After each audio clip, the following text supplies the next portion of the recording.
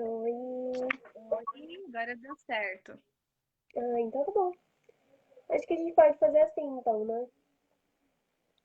Eu acho que vai ser a solução. E aí Deixa eu, vai aparecer, será com- que a galera que acompanha? deixa eu perguntar aqui. Oi, Aline. Oi, Daisy.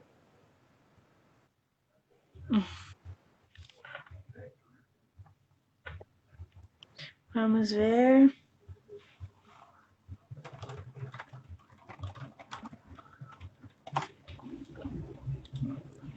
Deixa eu entrar aqui também.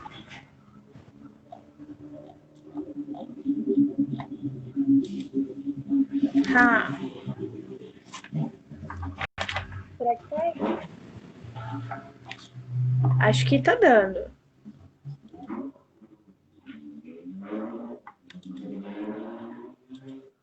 Deixa eu só mandar o link pra Marli.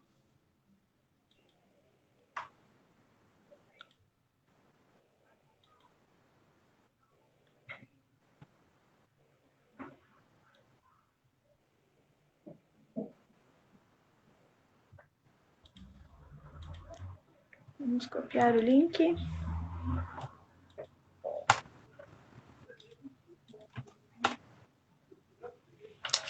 Então,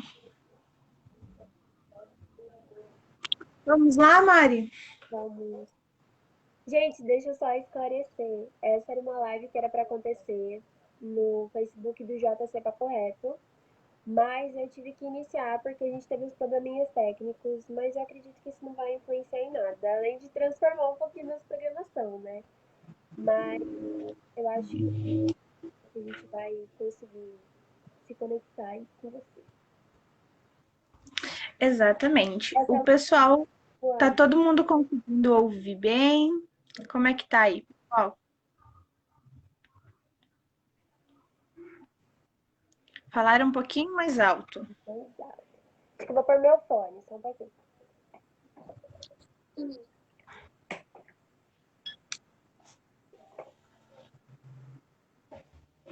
Estão conseguindo me ouvir bem ou vocês acham melhor eu colocar um fone também?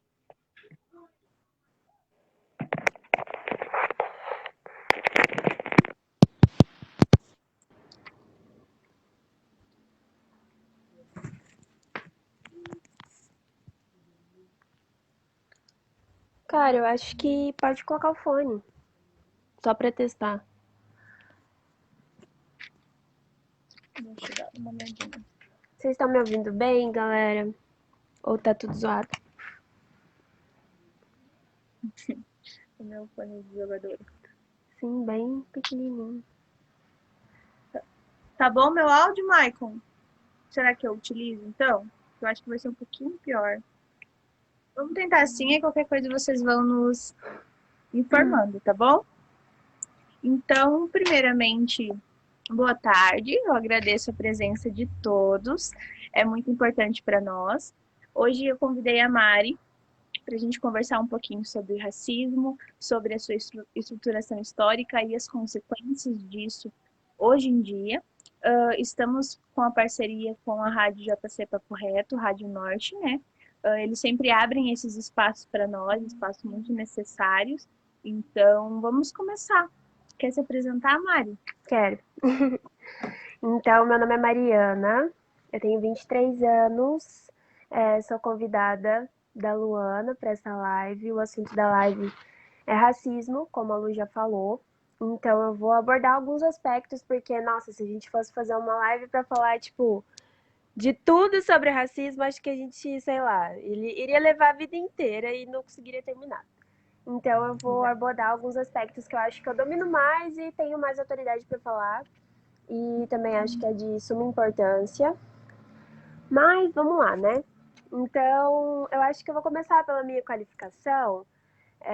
Não porque eu preciso convencer alguém de que eu tenho capacidade para falar sobre isso, mas porque a gente demora tanto para conseguir alcançar algumas conquistas e ocupar determinados espaços que eu acho que não é arrogância nenhuma a gente falar o que a gente faz, com o que a gente trabalha, o que a gente já conseguiu realizar. Então, eu sou bacharelada em Direito. Boa noite, Vânia. Sou natural aqui da City mesmo, sou aqui de Cascavel, cria do Santo Onofre. Tem alguém de Santo Onofre, do Santa Cruz, da Zona Oeste. Eu tive o prazer de ser convidada pela Luana. A gente se conheceu num grupo de estudos que era sobre o combate à violência contra a mulher. Então, a gente buscava levar essa informação para mulheres aqui da cidade e também facilitar esse processo, se uma delas, né, se sentisse à vontade para isso. E acho que é muito importante também que a gente... eu trabalho com, com assistência social, então eu sou instrutora de oficinas, e eu também sou integrante do coletivo Damas da Rua, que movimenta a cena do hip hop aqui na cidade. Tem várias mulheres extremamente capacitadas para várias funções, mas tem as meninas que são MCs, tem a galera da dança e tudo mais. Então é um coletivo que tem sido bem importante para mim também, assim como é para várias outras mulheres. Acho que também é importante que a gente reconheça essas qualificações nossas para a gente se situar, tipo, socialmente. Então, com relação à nossa classe, com relação à nossa raça, acho que tudo isso acaba sendo importante. Você quer se apresentar, Lu? Porque eu acho que tem bastante gente, tipo, do meu Facebook, e daí acho que seria legal também. Tá, então, novamente, boa noite. Meu nome é Luana, eu sou psicóloga, sou do Instituto Ressignificar, junto com a minha sócia Mariana Gudini. Como a Mari falou, eu conheço ela de um grupo de estudos, Leolinda Daltro, e junto a Ressignificar fechou uma parceria com o JC Papo Reto, que toda sexta a gente vai estar fazendo uma live falando sobre algum assunto que é de extrema importância ser refletido. E hoje eu convidei a Mari para a gente falar um pouquinho sobre o racismo. Eu acho que bom, agora situando um pouquinho como é que vai ser a nossa conversa. Eu acho muito bacana, a Mari vai trazer algumas experiências dela, vamos falar de pontos essenciais de serem refletidos, ainda mais com hoje o racismo ele está sendo tão explícito, mas ainda assim muito naturalizado. Então é bom a gente refletir sobre vários pontos específicos. Você Esse é o quer maior problema, na começar, Mari? verdade, né? A Uhum. naturalização de tudo isso. Bom, eu vou começar então falando um pouquinho mais de mim. Eu já falei um tantão de mim, mas vou continuar. É um aspecto muito importante do. Eu não diria assim necessariamente do racismo, mas dessa situação da gente se encontrar e saber o que a gente é, se autoafirmar alguma coisa. É que existem várias facetas, uma paleta infinda de cores de pessoas negras. Então, hoje no Brasil, o IBGE ele estipula que pessoas pardas e pessoas pretas compõem a população negra aqui no Brasil. Então, algumas pessoas provavelmente podem olhar para mim e falar: Nossa, Mari, mas você nem é tão preta assim para você se achar negra. Ou algumas pessoas vão me olhar e vão falar: Tá, mas você também não é branca. Então, no processo histórico do Brasil, a gente lida exatamente com isso, com essa miscigenação e com o que é consequência disso. Então, se a gente for pegar assim um apanhado bem geralzão, assim, né? Sem querer ficar lá dando uma de professora de história, mas se a gente pegar o nosso processo histórico, a miscigenação começou, né, através da violação do corpo negro lá na época da escravidão. Então, a gente, principalmente as mulheres negras, né, porque essa violação ela é sexista também, então ela parte do homem branco. Eles, né, esses senhores, esses proprietários de escravos e de grandes terras, um poderio econômico e de governo grande, né? Esses homens, eles tinham não vou dizer todos, né, mas era comum, era naturalizado, que além da sua família branca, né, necessariamente branca, porque para a sociedade isso era importante, eles tinham amantes, né, tipo, nem sei se amantes é o termo mais correto, porque essa violação ela não tinha consentimento. Na maioria das vezes, nossa, na verdade eu posso dizer que ela realmente não tinha consentimento. Então, era um estupro, assim dizer, né? Do corpo negro, enquanto nessa situação de escravidão. E aí a gente lida com essa coisa da mestiçagem, então, desse mix aí da raça branca, né? E da raça negra. E aí a gente tem esse colorismo, esse resultado aí que vocês já devem ter ouvido, tipo, mulata, morena, também tem, deixa eu ver o que mais, da cor do pecado. Então, assim, não tem como a gente falar que uma pessoa negra é só a pessoa que tem a pele escura, né? Tipo retinta. A gente tem que reconhecer, buscando a nossa genealogia, as nossas experiências pessoais também, né? Porque a gente fala dos fiscais de melanina, né? Sempre tem. Eu já fui, tipo assim, analisada por pessoas brancas, tá ligado? Tipo, que me olharam e falaram: não, mas você não é isso, você é outra coisa. Não, mas você. Então, assim, a gente tem que partir dessa análise pessoal. Na verdade, acho que a posição da mulher negra nessa hierarquia social, que geralmente se estrutura como homem branco, depois mulher branca, homem negro e mulher negra, lá na base da estrutura. Às vezes pode se confundir ali pela questão sexista mesmo, o homem negro e a mulher branca, as posições, mas geralmente é dessa forma mesmo que se estrutura. Então a mulher negra, devido a essa posição infeliz, né, ela consegue observar as coisas de um ângulo que possibilita uma análise das experiências não só dela, mas ela tem que compreender as experiências de todo mundo que está acima dela nessa estrutura. E deixa eu me. Só Pode ver falar. se a gente tá a Alice Walker, que ela é uma das escritoras que fala sobre colorismo, ela fala que quanto mais claro você é, quanto mais a sua cor negra é mais clara, mais oportunidades você tem. Só que isso não significa que você é aceito, você é tolerado. Sim. É nesse caso. É exatamente nesse sentido. Do mesmo jeito que você falou que quanto mais sua pele é clara, eu posso dizer que quanto mais escura, então, menos possibilidades, menos aceitação. Então, eu me lembro, assim, na minha infância, adolescência, tipo, de cor da pele não ser uma questão crucial na minha vida, entendeu? Tipo, eu levava a minha vida sempre tranquilamente, mas tinham outras situações que me chamavam a atenção e me indignavam. Então, a questão do cabelo, principalmente, tipo, nossa. Tanto que eu alisei o meu cabelo por muito tempo. Então, o que será que me fez então olhar para isso tipo com um olhar de realmente de atenção e de tipo, cara, eu não vou tolerar que isso seja feito com uma pessoa de pele negra retinta, até porque a minha mãe é uma pessoa de pele negra retinta, de pele negra escura. Então, a gente é levado a se questionar sobre algumas coisas. Então, por isso que eu digo, eu fui tolerada, então a gente é recebida em alguns espaços por ter menos traços negroides, então ter a pele mais clara, ou algumas pessoas também são negras e têm o cabelo liso, enfim, são N questões, o nariz mais fino, traços mais finos que lembram o branco, né, europeu, fazem com que essa pessoa seja mais, tipo, abraçada pela sociedade e consiga, consequentemente, conquistar mais espaços.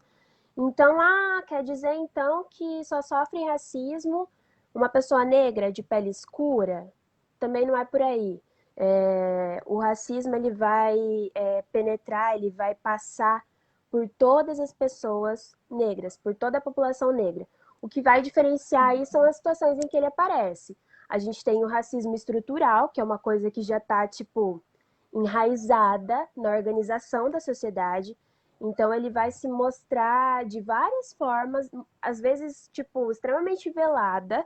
Então, quem não tem esse costume de se questionar ou de buscar até a respeito das suas origens, não vai dar muita atenção para isso. Então, vai achar até que esse racismo que às vezes sofre na pele é outra coisa, tem outro nome.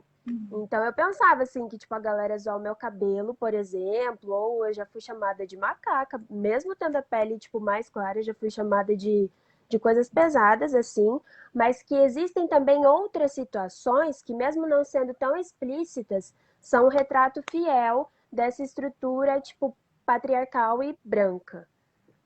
Branca. Uhum. O Silvio Almeida, ele comenta, tanto no livro dele quanto nas lives que ele participa, que o racismo ele está tão estruturado que a gente utiliza-se dele o dia inteiro e não percebe. Eu separei algumas frases, algumas coisas que a gente costuma muito ouvir, inclusive falar, que eu acho bacana a gente dizer aqui para refletir. Da onde Total. surgiu isso? A gente sabe da onde surgiu, sabe? E por que é tão fortalecido e como nunca ninguém parou para pensar sobre. A mania de a gente falar, ai, mas essa pessoa está na minha lista negra.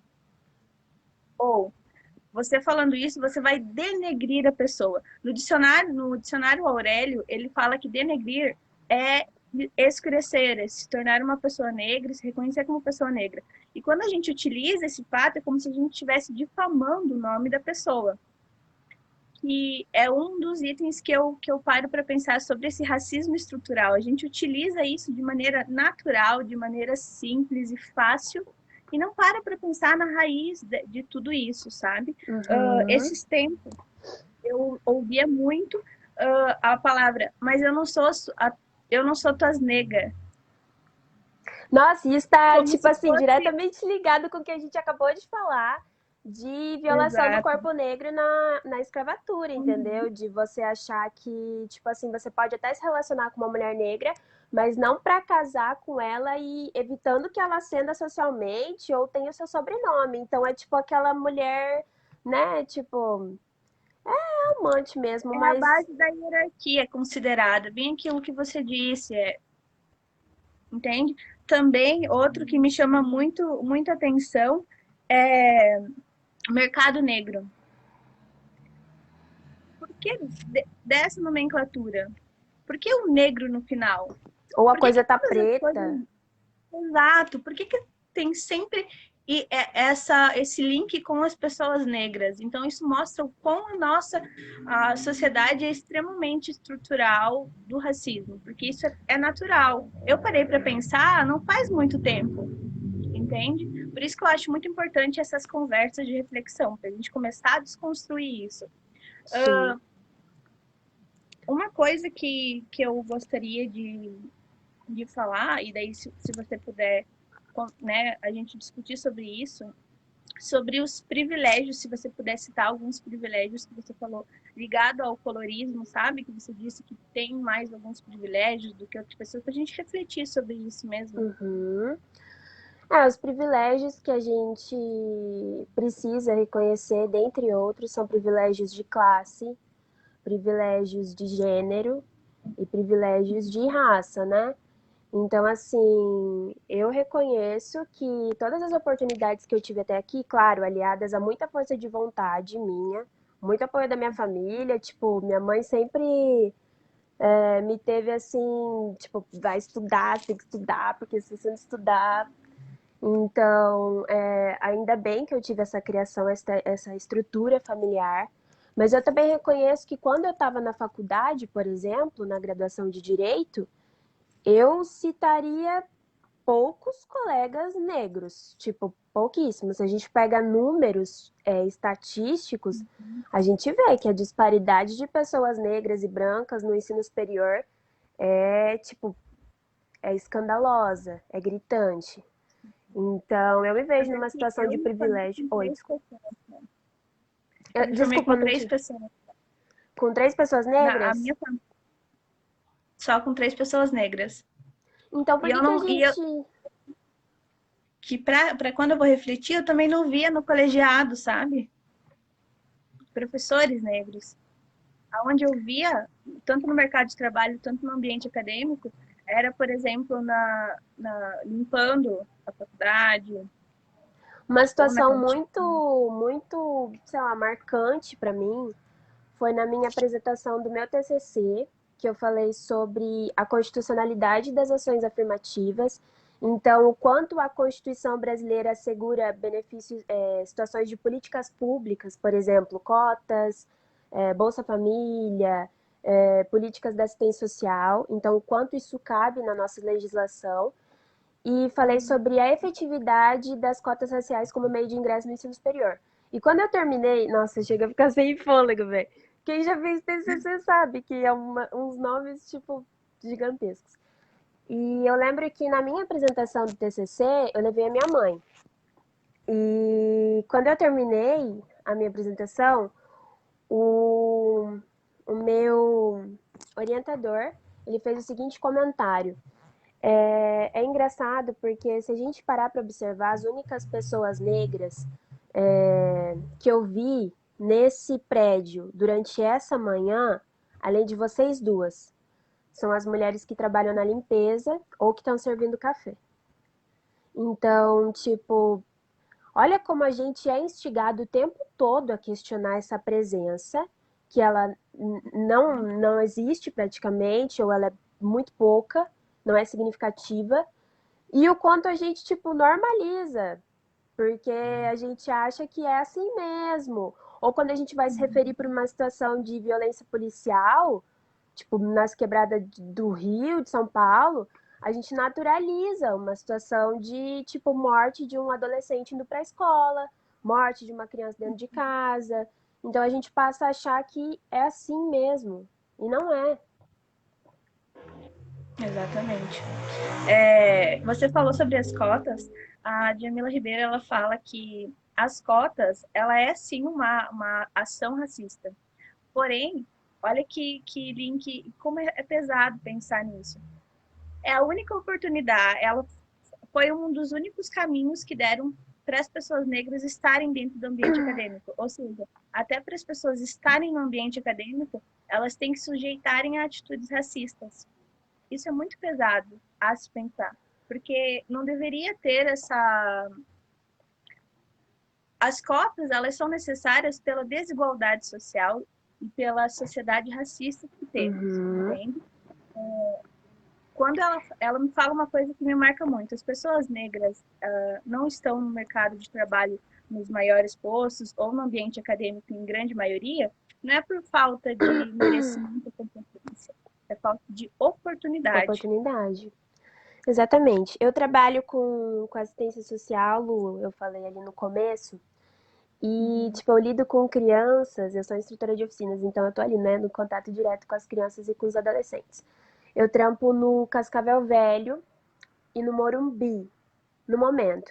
Mas a gente também costuma ter essa rotatividade de espaços, então eu tô trampando agora no Interlagos, só que a gente não tá mais tendo esse contato físico, então a gente produz conteúdo para essas crianças e tal acompanharem pela internet. Se é que elas têm internet em casa para acompanhar. Mas, enfim, isso aí já é outros 500, né? Um assunto a mais para a gente separar um dia aí para trocar uma ideia. Eu lido com pessoas, crianças, e que são geniais. E não que eu esperasse menos, mas é que isso me leva a pensar quantos deles vão ter a oportunidade de mostrar para o mundo essa genialidade. Esse talento, às vezes, voltado para a música, esse talento voltado para o teatro. Será que esse mercado tem espaço para eles? Será que o Brasil está pronto para reconhecer profissionais tão bons que têm a pele negra, que têm características negroides? Então, isso me leva a pensar no quanto a gente acaba, eu estou falando quanto sociedade, que já está estruturada nesses moldes extremamente racistas, no quanto isso acaba sufocando os sonhos dessas crianças desses adolescentes, né? Então, por que será que há tanta comoção quando morre uma criança de classe média alta, tipo branca, e por que quando a gente vai falar de alguma violência policial, a gente pensa desse jeito que eu falei anteriormente, que é assim mesmo, que sempre aconteceu e que vai continuar? Uhum. Ah, sobre as cotas, queria falar um pouquinho. Você falou disso, né, que a Djamila falou. Eu não sei se eu queria ler sobre esse ponto de vista, só para eu Uhum. me integrar melhor.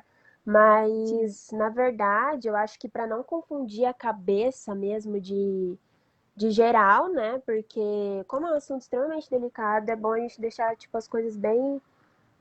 Ah, Colocar os pingos nos is. uhum. É uma resposta, na verdade, a essa. Como você disse anteriormente, é uma resposta a essa estrutura racista. É uma resposta a isso. Foi um jeito. E lembrando que cotas não é para ser uma solução para a vida inteira, não, tá? É algo temporário. É algo para que a gente, tipo, assim, encontre um nível pelo menos aceitável, Uhum. aceitável, de possibilidade de uma pessoa que estudou numa escola pública ou de uma pessoa que não tem condição nenhuma. E a gente tem que reconhecer que o negro, nesse sentido, tipo, leva desvantagem, tá? E na verdade é só um reflexo de como tudo isso é organizado. Uhum. E é uma resposta a isso no sentido de eu deixar as coisas mais niveladas, sabe? O menos diferente, assim, tipo, possível. Então não tem como eu querer Uhum. dar oportunidades iguais quando eu, tipo assim, não tem como eu querer, por exemplo, sei lá, numa corrida de cavalos, um cavalo ele pega e tá extremamente machucado, extremamente judiado. Não tem como a gente esperar que esse cavalo vença uma corrida correndo com um cavalo que foi extremamente treinado e direcionado para esse momento. É puramente um Uhum. exemplo isso. Então, o que eu quero dizer, como que a gente vai considerar que uma pessoa que foi historicamente, tipo, sei lá, fez parte de um processo de dizimação, um povo que foi programado para. Sério, há pouco tempo o negro era visto como uma propriedade, uma coisa, tipo uma mesa, assim, ó. Então não era reconhecido como ser humano. Não era reconhecido nem às vezes, tipo, com o mesmo valor de um animal, entendeu? Se a gente pega os livros do Joaquim. Tem um livro que eu li para o meu TCC, que foi O Abolicionismo, de Joaquim Nabuco, e esse livro ele tem alguns trechos dos anais do, do Congresso, alguma coisa assim, me perdoe se eu estiver falando coisa errada, professora Camila. E aí tem, tipo assim, nos próprios discursos desses governantes que votavam na época pelo abolicionismo ou não, porque a gente tinha, tipo, a maioria era escravocrata, a gente tinha esses Uhum. relatos, tipo assim, inclusive um discurso totalmente legitimado pela legislação e pela, tipo, sociedade, entendeu? De que o negro ele não era nem visto como um ser humano. Então ele não era digno do tratamento mais, tipo, básico que a gente pode imaginar. Então acho que as cotas surgem exatamente nesse sentido de dar uma suavizada.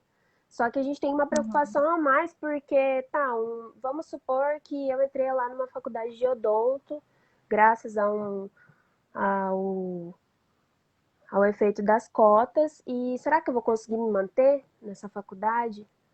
Até que ponto existe uma preocupação de eu conseguir me manter nesse espaço que eu consegui alcançar? Uhum. E eu acredito que mesmo que, levando em conta a nossa realidade social, as pessoas negras, elas entram na faculdade, só que isso de se manter é muito diferente dos pais pagarem, de você não ter que trabalhar, com uma realidade que, infelizmente, é a realidade de grande maioria das pessoas negras dentro do ambiente acadêmico, de ter que trabalhar, de ter que acordar 5 horas da manhã para trabalhar, para fazer as atividades da faculdade, e aí sim Extremamente isso. e estudar. Então, o desempenho é diferente. Eu acho Exatamente. muito importante a gente refletir sobre essa diferença, sabe? Até quem é dono de empresa e tudo mais. É importante que haja uma Ter essa empatia noção. dessas pessoas que ocupam esses postos de, né, direção de alguma coisa, seja de uma empresa ou direção, sei lá, sou coordenadora de um curso. É preciso que haja essa empatia, sei lá, esse bom senso. porque realmente é Uhum. uma realidade bem diferente. Eu tive a oportunidade de fazer estágios, alguns estágios, mas eu também tive que trampar muito durante a minha graduação. E realmente era bem difícil. Era bem desigual, né? Eu acredito que Sim, tenha isso é sido. uma coisa que, tipo, nunca me surpreendeu, tá ligado? Porque eu sempre fui muito correria, muito correria. Eu fui atleta quando eu era mais nova, então ali na minha passagem da minha infância para adolescência. E eu sempre tive acostumada com o fato de que eu teria que fazer, tipo, 3, 4, 5, 10 vezes mais do que qualquer adolescente do meu colégio para conseguir o que eu queria. Então, teve uma época que eu estudei num colégio particular porque eu precisava estudar num horário que não tinha no colégio público, para eu poder treinar à tarde, que eu fazia ginástica rítmica. E aí eu estudei nesse colégio particular e algumas pessoas falavam que eu era extremamente chata, que eu era extremamente certinha. E é porque eu tenho um senso de justiça, tipo, mano, é muito alto. Isso acaba acomodando minha vida em vários sentidos. E eu ficava, tipo, indignada de ter que fazer as coisas, sabe? Me ferrando Uhum. pra dar conta de fazer as coisas, pra ver, sei lá, a galera levando tudo daquele jeitão, sabe? Não dando valor às próprias oportunidades. E então isso nem me, tipo assim, isso não me assusta mais, isso não me surpreende, eu tô acostumada. Uhum. E sei que tem pessoas que fazem, tipo, muito mais que eu, que trampam e correm atrás, tipo, tem que fazer isso ainda mais que eu, porque como eu disse anteriormente, eu me sinto privilegiada em vários sentidos. A gente tem que pensar que, sei lá, se a gente acorda e tem um teto em cima da nossa cabeça para proteger a gente nos dias frios, nas noites chuvosas, se a gente tem uma oportunidade de se deslocar até o trabalho, até a faculdade, a gente é privilegiado. Então começa daí, né? Uhum. Perfeito, Mari. Se você me permite, eu gostaria de falar um pouquinho sobre o privilégio branco. E se você puder ir conversando comigo sobre isso, que eu acho muito importante te ouvir também, tá? Ultimamente eu venho estudando e fazendo o que eu acho que é essencial, que é escutando, sabe? Eu tenho a impressão que quando a pessoa quer falar de racismo, a Djamila fala sobre isso, sobre esse lugar de fala. Nós brancos, a gente não pode não falar, porque também é a nossa luta. Porém, a gente tem que estar muito consciente de ter a noção que a gente também precisa sentar e escutar. A gente também tem que estar aberto a aprender. Quando a gente pensa sobre racismo, a primeira coisa que eu acho que é necessária e indispensável é a gente se reconhecer como uma pessoa racista. Porque falar, eu não pratico racismo, é muito hipocrisia se a gente vem de uma sociedade estruturada pelo racismo. Sim, deixa eu só fazer um comentáriozinho que eu acho que é extremamente importante. Na live que Uhum, teve do. Na live não, quando o Silvio Almeida participou do programa Roda Viva, faz alguns dias, eu acompanhei. Ele diz exatamente isso, gente. Já passou o tempo, sabe, de considerar racismo como uma atitude isolada de uma pessoa. Então, uhum, achar que o racismo ele só se manifesta através de um comportamento ou de um desvio da sociedade. Não, a obra dele, que é sobre o racismo estrutural, é exatamente isso. Enquanto tiver gente se escorando nesses privilégios e não se questionando sobre eles, o que a gente está vivendo? uhum, Pode continuar, Lu, vai exatamente. lá. Nossa, e isso que tu me disse me faz muito pensar que é o seguinte: eu, como branca, não basta apenas eu falar, olha, eu não sou racista, eu vou estudar sobre, eu vou escutar sobre. É eu também ter reconhecer os meus privilégios e, por vezes, utilizar eles, sabe? Em uma roda de conversa com várias mulheres, todas sentadas nessa roda, são mulheres brancas. E mulheres negras estão atrás ouvindo essa roda de conversa. E só quem está nessa cadeira pode falar. Vamos utilizar essa hipótese. Eu, Luana, buscando ter atitudes antirracistas, estou disposta a levantar da minha cadeira e dar lugar para uma mulher negra? É esse espaço e é essa reflexão que eu acredito que tem que buscar ter, sabe? Também pensado do meu grande privilégio de não precisar sair e me preocupar que eu tenho que levar os meus documentos caso a polícia me pare. Eu nunca pensei sobre isso e o Silvio comenta que lá nos Estados Unidos, quando ele ia sair além da OAB que ele tinha que levar o passaporte dele, porque para ele separado era muito fácil. Eu nunca pensei nisso, eu nunca fui olhada à torto, Mari. Eu entrar no mercado e não ser perseguida, isso parece muito básico, mas é tão real e é tão violento a realidade das pessoas que têm que viver isso, sabe? Uhum. Então, eu acho muito importante a gente refletir sobre. E não é apenas. Antes eu utilizava dar voz. Eu não tenho que dar voz a ninguém, porque todos têm voz, mas reconhecer as vozes, entende? É importante Aceitar o que escutar. estão. Então, Uhum. Eu tenho um testemunho, assim, eu falei agora há pouco que eu estudei no colégio particular, né? uhum, E foi um momento, tipo assim, que eu realmente vi que eu não era nada parecida com as meninas da minha sala ou do restante do colégio. E depois que eu tive essa experiência, eu alisei meu cabelo, tipo assim, por muito tempo, porque eu me senti mais aceita, tipo assim, eu me senti mais bem-vinda nos lugares, nos relacionamentos, em tudo, sério. Tipo, uhum, a galera já me tratava mais assim, sabe? E eu alisei por um bom tempo o meu cabelo. Eu ainda não entendia boa parte do que eu entendo hoje, eu não fazia ideia na época, porque eu acho que essa questão de você se autoafirmar também é de você buscar novamente a sua negritude. Você tem interesse em buscar as suas origens. Então, se autoafirmar é extremamente importante. sim. Tentar entender situações que aconteceram com você, consigo, porque como que alguém vai vir de fora e vai falar o que você é, o que você passou? Acho que não tem como a gente pensar assim.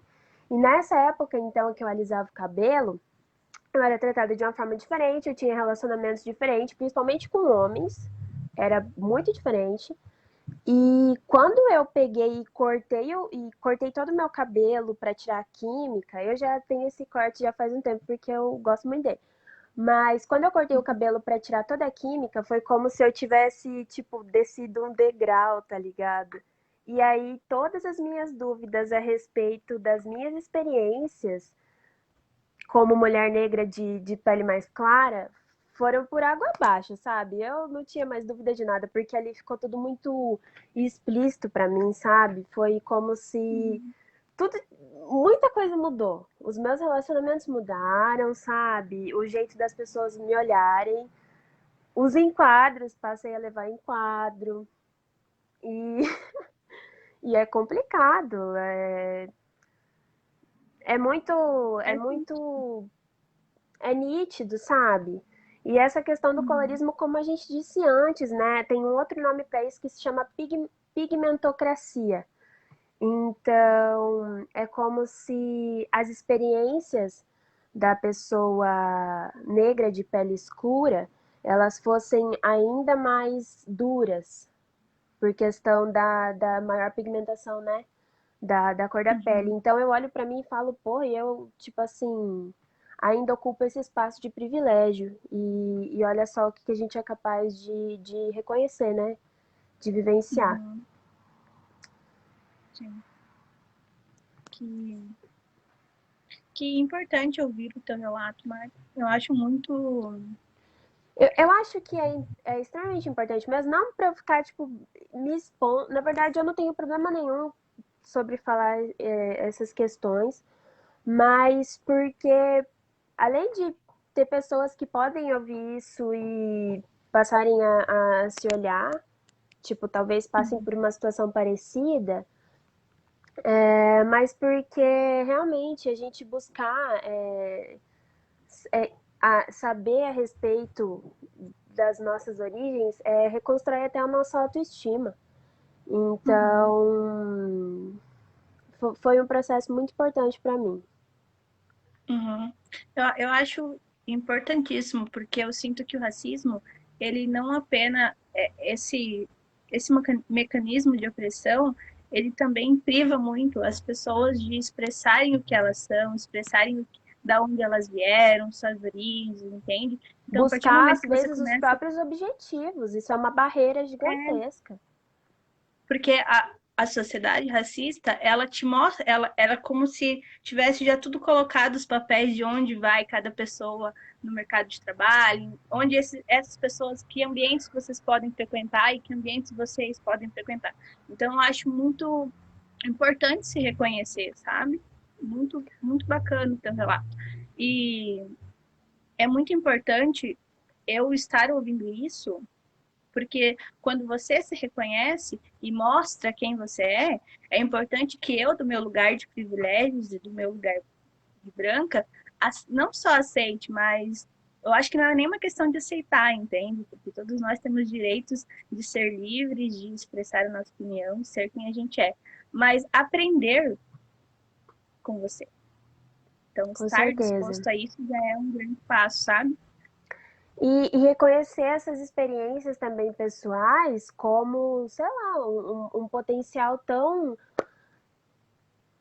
algo tão importante quanto uma produção científica, porque, por exemplo, o termo interseccionalidade, a gente ouve ele hoje, e principalmente quando a gente fala da perspectiva da mulher negra e do feminismo, e aí a gente pensa que é algo tipo, nossa, interseccionalidade, a Patrícia Hill Collins fala isso.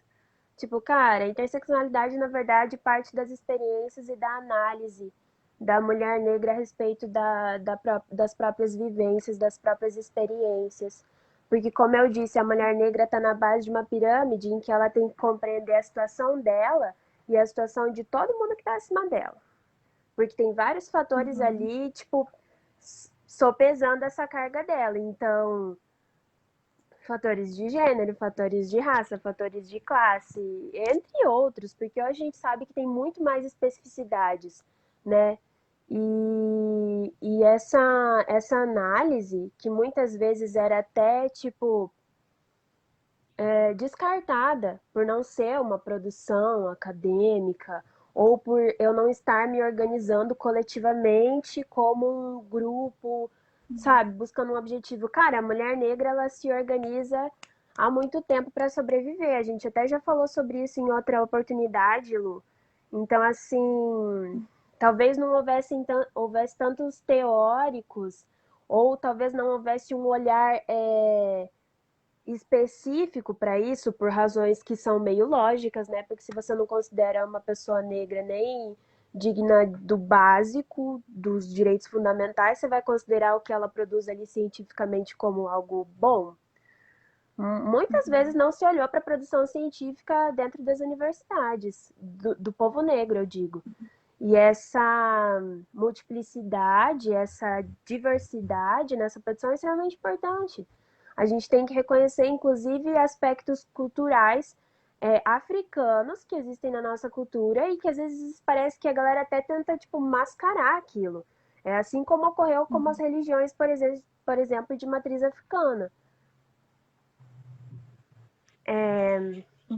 Eu vou fazer um link aqui, só eu queria fazer uma observação. Eu assisti a live assisti parte da live do Mano Brown e do Drauzio Varela há alguns dias. E teve uma frase do Brown que me impactou assim, tipo, eu olhei e falei, ah, é verdade. Ele falou que tem alguns grupos na nossa sociedade que têm dificuldade, que, tipo, não conseguem se mexer, não conseguem ascender socialmente. Então, é muito difícil, por exemplo, por exemplo, para a mulher negra, como base dessa hierarquia, tendo tantos fatores pesando, né, nessa carga, se movimentar. E quando uma mulher negra se movimenta, aí que a gente percebe essa transformação social. Então, não só a mulher negra, mas todo o povo negro, que sofre, inclusive, né, a maior vítima dos impactos dessas crises econômicas, por exemplo, dessa crise que a gente está vivendo agora, que é essa pandemia, que são momentos que a gente consegue ver essa desigualdade, tipo, perfeitamente, porque aí é o reflexo perfeito mesmo do que a gente vive e às vezes não dá atenção, ou como eu disse, a gente Uhum. normaliza essas situações. Então, situações como essa de crise e de pandemia, de calamidade, acabam revelando quem são os principais, tipo, quem são as pessoas que mais sofrem dessa desigualdade. Uhum. Então a gente falou-se, por exemplo, que as maiores vítimas desse vírus, né, do coronavírus, eram as pessoas negras. Não é porque o vírus tem uma opção, tipo assim, uma preferência racial, não é isso. É que a desigualdade é, tipo, tão escancarada que essas pessoas vão ser as que mais vão sofrer, porque elas Uhum. dependem de um sistema único de saúde. E esse sistema não está dando pé, não está conseguindo atender essa demanda. E seria muito pior se não tivesse. Então, falando um pouquinho agora de Uhum. atitudes antirracistas, o que você acha, Lu? Será que dá para eu ser antirracista e ser contra o SUS? O SUS, Mari, para mim, ele é uma das coisas que o Brasil mais tinha que se orgulhar, sabe? E o Silvio falou sobre isso, o Silvio de Almeida, e eu concordei muito. Porque ainda que a gente tem o SUS, claro que, e uma coisa que eu fiquei muito reflexiva, ter um plano de saúde é algo de se orgulhar? Não, ter um plano de saúde é algo de refletir o que no meu direito de ter acesso à saúde está tão enfraquecido que eu tenho que pagar para ter o acesso que é direito meu fundamental, entendeu? O SUS, Então, ele pode falar, pode, Lu. pode falar. Eu acredito que o SUS, por mais que seja algo extremamente difícil e tenha muitas dificuldades, ele ainda assim é um dos avanços da nossa sociedade, sabe? Ainda que a Com gente tenha certeza. ele. É incompatível a gente falar em antirracismo e ser contra o SUS. É incompatível a gente falar em antirracismo e ser a favor da precarização das condições de trabalho. Fala do Silvio também. É incompatível a Uhum. gente falar de atitudes antirracistas e ser contra o racismo e ser contra cotas. A gente acabou de falar de Uhum. cotas, mas eu acho que, cara, se você ainda tem alguma dúvida a respeito disso, vá você também buscar informações, porque é importante que cada um tenha, né, as suas próprias conclusões aí. Uhum. E, sei lá, é impossível falar de atitudes antirracistas, defendendo numa situação tão delicada como a gente está vivendo, o Estado mínimo também, porque se a gente não tem o SUS, se a gente não tem o Sistema Único de Saúde, se a gente não tem para onde correr, num momento assim, o que a gente faz, né? Exatamente. A nossa live está quase no fim, infelizmente. Hum, Eu queria só que a gente tentasse responder uma das questões. Eu acho que é muito importante. O Maicon Vinícius mandou ter um presidente de república racista. Dificulta o diálogo ou o nosso presidente é reflexo da nossa sociedade, que é racista?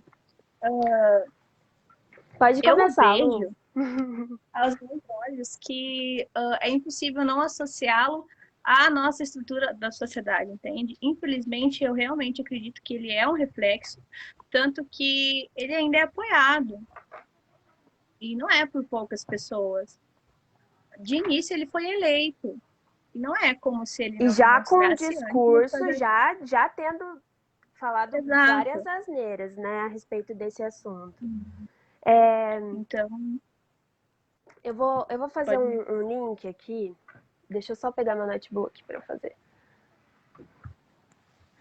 Tem um trecho de um artigo da Lélia Gonzalez. Galera, a gente poderia deixar, tipo assim, várias indicações de intelectuais, Uhum.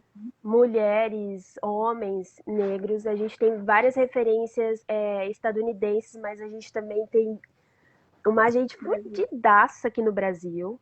Do século passado e agora da contemporaneidade. Você falou bastante da Djamila, tem a Carla Cotirene, tem, tem Tem várias Juliana mulheres. Borges. Tem muitas Uhum. mulheres, extremamente. E homens também, né? Mas eu vou falando mais pelo que eu tenho estudado. Então, tem um trecho de um texto da Lélia Gonzalez que ela faz um contraponto com a abordagem da linguagem em Freud e Lacan. Então, ela fala dessa habilidade do discurso em romper com a lógica. E aí ela fala a seguinte. Eu posso ler rapidinho. Pedir licença aqui só para fazer a leitura rapidinho. Ela fala assim, ó. A primeira coisa que a gente percebe nesse papo de racismo é que todo mundo acha que é natural. Que negro tem mais é que viver na miséria. E por quê? Ora, porque eles têm umas qualidades que não estão com nada. Irresponsabilidade, incapacidade intelectual, criancice. Daí é natural que seja perseguido pela polícia, pois não gosta de trabalho, sabe? Se não trabalha é malandro. E se é malandro, é ladrão. Logo, tem que ser preso, naturalmente. Menor negro só pode ser pivete ou trombadinha, pois filho de peixe, peixinho é. Mulher negra, naturalmente é cozinheira, faxineira, servente, trocadora de ônibus ou prostituta. Basta a gente ler jornal, ouvir rádio e ver televisão. Eles não querem nada. Portanto, tem mais é que ser favelados. Racismo no Brasil? Quem foi que disse? Isso é coisa de americano. Aqui não tem diferença porque todo mundo é brasileiro acima de tudo, graças a Deus. Preto aqui é bem tratado. Tem o mesmo direito que a gente tem. Tanto é que quando se esforça, ele sobe na vida como qualquer um. Conheço um que é médico, educadíssimo, culto, elegante e com umas feições tão finas. Nem parece preto.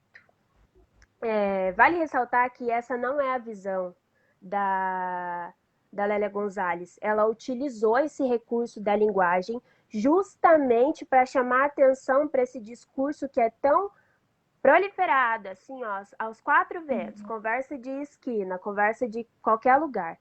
E para chamar a atenção desse estereótipo que é colocado, que é perpetuado a respeito do homem negro, da mulher negra, e que, assim, esse texto é de 1970, tá, Lu? Você já ouviu alguma coisa recentemente, assim? Algumas semanas tinha uma influencer que ela divulgou um vídeo falando, justificando, legitimando a sua aversão ou a violência policial contra as pessoas negras, porque o negro comete mais crimes, segundo ela. Então a gente vê que no século XXI, a gente está vivendo agora 2020, esse texto é de 1970, 50 anos, pouca coisa mudou. Ela usou esse discurso justamente para chamar a atenção de como esse estereótipo pega e acaba detonando com a autoestima das pessoas negras, acaba detonando com as possibilidades, as oportunidades, porque as pessoas realmente têm o costume de olhar dessa forma. Então, se um país que é construído por um olhar dessa forma, será que ele vai eleger governantes que vão olhar diferente? Uhum. Exato. Perfeito, Mari. A última questão que eu gostaria de responder, aí eu vou passar para a Mari, que a Mari gostaria de finalizar com um poema, né, Mari? E daí eu vou dar alguns recadinhos para a gente finalizar. Me perguntaram aqui nos comentários sobre o lugar de fala. O lugar de fala, ele representa o seu lugar social. O meu lugar social, o meu lugar de fala é de mulher branca, de classe média, e eu falo da onde eu estou. Isso não significa que eu não preciso falar de racismo, que eu não preciso falar sobre a branquitude. Eu preciso falar. Só que nesse meu lugar social, eu tenho que reconhecer os outros lugares sociais também. Eu aqui falando sobre racismo e a Mariana dali falando sobre racismo. Realidades sociais diferentes, porque o que ela sofre da estrutura racista é algo que eu não sofro. Mas isso também, como eu disse antes, deixa ainda mais explícito de que a luta é de todos e de que todos precisamos falar sobre. Sim, o racismo ele é um atraso para todo mundo. A gente perde muito com uma organização racista da sociedade, com uma organização sexista da sociedade. A gente perde muito e perde muito até economicamente. É exatamente isso. Lu, você terminou daí? Deixa só eu. É o último, Vai lá, vai juro. lá. A Não, Marlena pode ir. perguntou que conselho a gente poderia dar para a menina Júlia France, que foi vítima de racismo em suas redes sociais aqui em Cascavel. Ela tem 12 anos, eu não sei se vocês chegaram a acompanhar, e ela é uma cantora, mirim, e uma moça publicou no Face dela que ela não. Xingou ela, utilizou termos que para ela seriam xingamento de preto, de suja, coisas assim. Estou dizendo que ela não era digna de todo, né, toda essa carreira dela. Eu acho que é muito importante, primeiramente, não expor ela, não buscar expor ela. Espero que os pais dela, os responsáveis, estejam resolvendo isso para não revitimizar a criança e que a gente sempre possa trazer isso para debate, para reflexão, para desconstruir exatamente essa ideia, para colocar em pauta do que direito que eu tenho de julgar o outro, de oprimir o outro pela sua cor de pele. Então, sempre buscar reafirmar para a Júlia o quão ela é importante, aquilo de se reconhecer que foi um processo que a Mari passou, que ela também possa se reconhecer e que ela possa ter essa oportunidade de se reconhecer. Esse empoderamento, essa construção dessa autoestima desde a fase da infância é extremamente importante, muito importante. Acho que ela com certeza deve ser uma menina extremamente talentosa e isso incomoda, porque se eu tô acostumada com uma determinada forma de organização onde eu vejo outros tipos de pessoas fazendo sucesso e sendo reconhecidas pelo trabalho, uma pessoa negra fazendo isso incomoda algumas pessoas sim. Tem que buscar um apoio jurídico porque essa pessoa não pode sair impune e a respeito do papel dos responsáveis, né, dos amigos, espero que eles possam só fortalecer, né, todo esse talento que ela tem e que ela continue brilhando aí, sendo um exemplo de, sei lá, alcançar algo muito grande, de ser muito grande no que faz, de se sentir importante para si mesmo. Perfeito. Você quer recitar seu poema agora, Mari? Pode ser. Então eu preparei um slam. Foi bem na época que começaram aqueles protestos antirracistas. E eu vou apresentar aqui para vocês, tá? Então é mais ou menos assim. Parem de colocar coisas nas nossas cabeças. Parem de insistir que existem outras a serem feitas antes.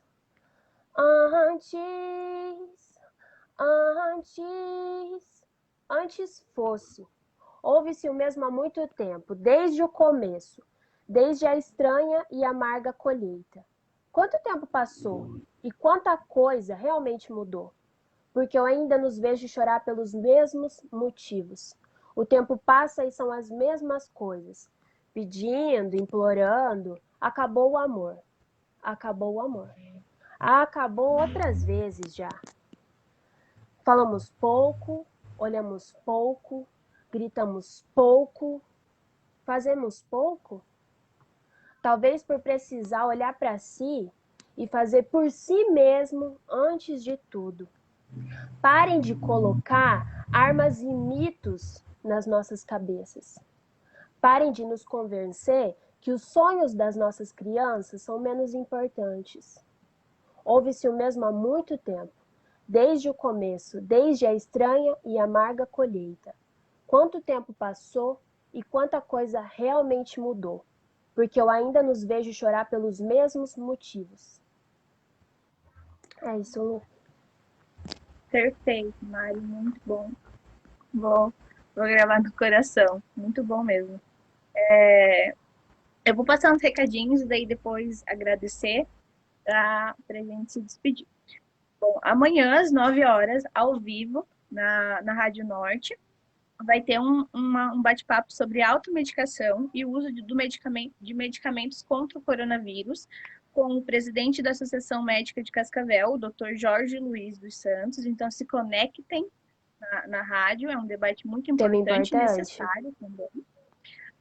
O Maicon, ele vai colocar o link aqui de um outro evento super incrível que vai ter também amanhã, que é uma live às 16 horas da tarde, que é um evento de declamação de poesias. Além de vários poetas incríveis que vão estar falando, né?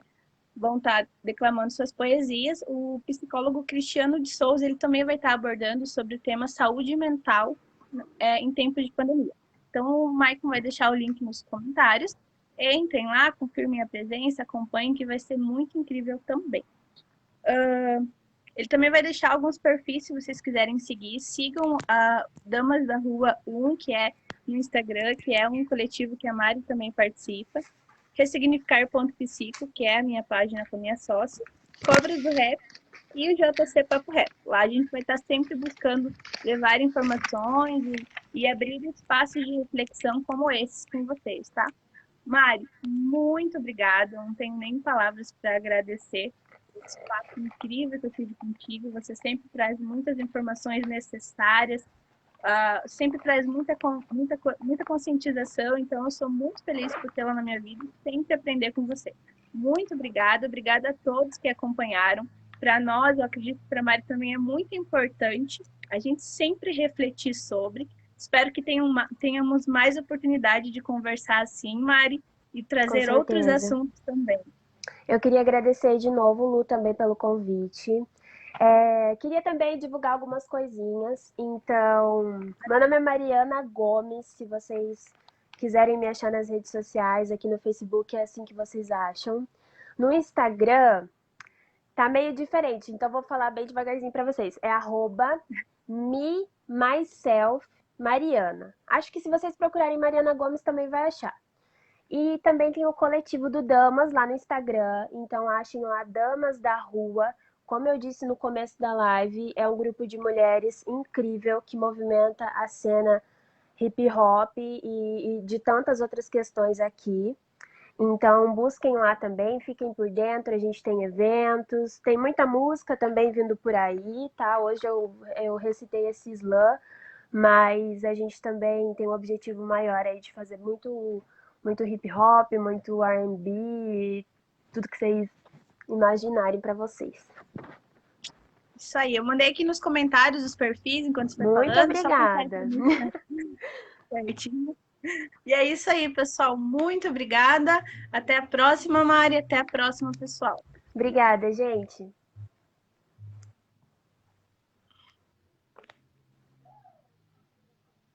Ai, fiquei sozinha aqui.